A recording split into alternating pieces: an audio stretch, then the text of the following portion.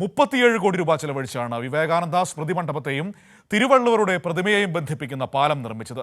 രാജ്യത്തെ കടലിന് മുകളിലൂടെയുള്ള ആദ്യ കണ്ണാടി പാലമാണിത്.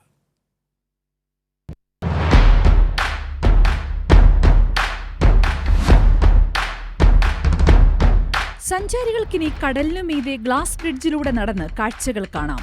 കന്യാകുമാരി വിവേകാനന്ദ പാറയെയും തിരുവള്ളൂർ പ്രതിമയെയും ബന്ധിപ്പിച്ച് തമിഴ്നാട് സർക്കാർ സ്ഥാപിച്ച ഗ്ലാസ് ബ്രിഡ്ജ് പൊതുജനങ്ങൾക്കായി തുറന്നുകൊടുത്തു.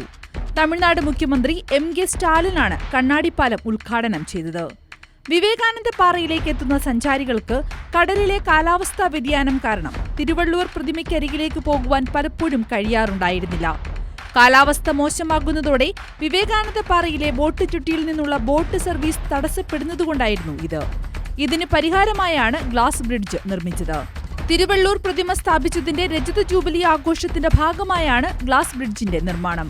പാലത്തിന്റെ മധ്യത്തിൽ കട്ടിയുള്ള കണ്ണാടി സ്ഥാപിച്ച് തൂക്കുപാലം മാതൃകയിലാണ് നിർമ്മാണം. ചെന്നൈ IIT വിദഗ്ധരുടെ മേൽനോട്ടത്തിലാണ് പാലത്തിന്റെ നിർമ്മാണം പൂർത്തിയാക്കിയത്. 37 കോടി രൂപ ചെലവിൽ പണിത കണ്ണാടിപ്പാലത്തിന്റെ നീളം 77 മീറ്ററും വീതി 10 മീറ്ററുമാണ്.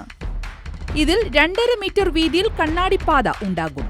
രാജ്യത്ത് ഇതാദ്യമായാണ് കടലിനു മീതെ കണ്ണാടിപ്പാലം നിർമ്മിക്കുന്നത്.